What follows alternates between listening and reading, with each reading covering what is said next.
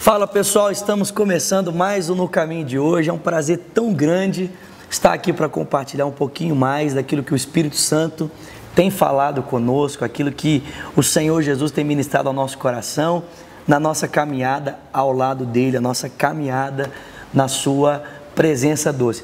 Deus tem falado com você, esses devocionais têm abençoado a sua vida, têm edificado o seu coração. Então se inscreva sempre no nosso canal aí, compartilhe aquilo que Deus tem falado com você, compartilhe com outras pessoas esse devocional que é tão curtinho, para que também outros possam ser edificados pela palavra que nós temos ministrado aqui toda semana, ok?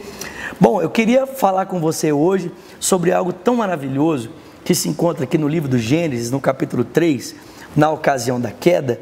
O texto bíblico diz que antes da queda, no capítulo 2, o Senhor Deus formou o homem e a sua mulher.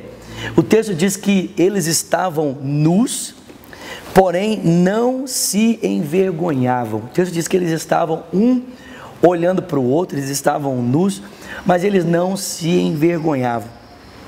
Mas a Bíblia diz que quando Adão e Eva desobedeceram ao mandamento de Deus, a Bíblia diz que a primeira realidade que aconteceu com eles, ao comerem do fruto, foi que os olhos deles se abriram e eles perceberam que estavam nus, sentiram vergonha um do outro e por isso eles costuraram folhas, costuraram uma roupa com folhas de figueira para tapar a sua nudez. A pergunta que fica para nós é: será que eles estavam vestidos antes da queda? O que aconteceu aqui? Porque a Bíblia diz que eles estavam nus e não se envergonhavam, mas a Bíblia diz que quando eles comeram, os olhos se abriram e eles perceberam que eles estavam nus. Eles estavam vestidos ou não? O ponto é, gente, que antes da queda, Adão e Eva olhavam a glória de Deus na vida um do outro. A relação deles era mediada pela presença de Deus. Adão e Eva estavam contemplando a face de Deus na vida um do outro. Eles foram criados para ser a imagem e a semelhança de Deus.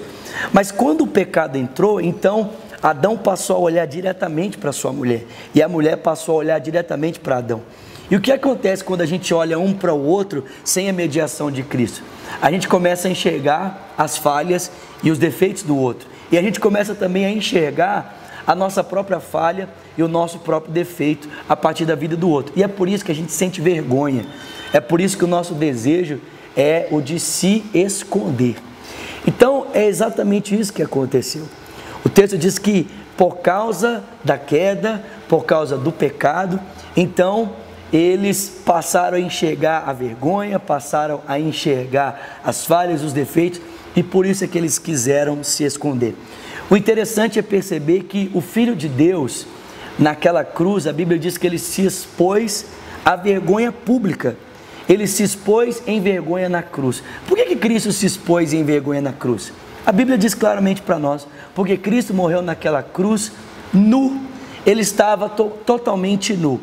E se a gente pensar que ele era um judeu jovem, morrendo diante dos seus pais, da sua família, diante das pessoas ali, completamente nu.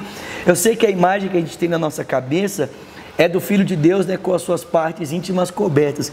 Mas, gente, na crucificação romana, ninguém tinha as partes íntimas cobertas. As pessoas, elas ficavam ali completamente expostas. O Filho de Deus expôs a vergonha dele naquela cruz para que nós fôssemos livres da nossa vergonha.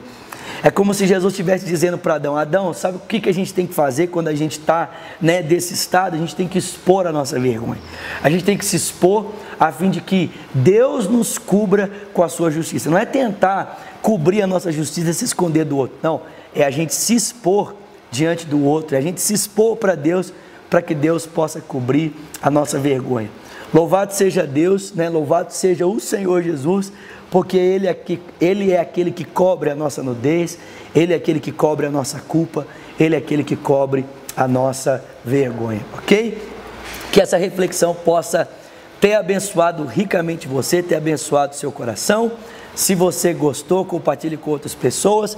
Vão aparecer aqui as nossas redes sociais para que você possa acompanhar um pouquinho da nossa agenda, um pouquinho daquilo que nós temos feito.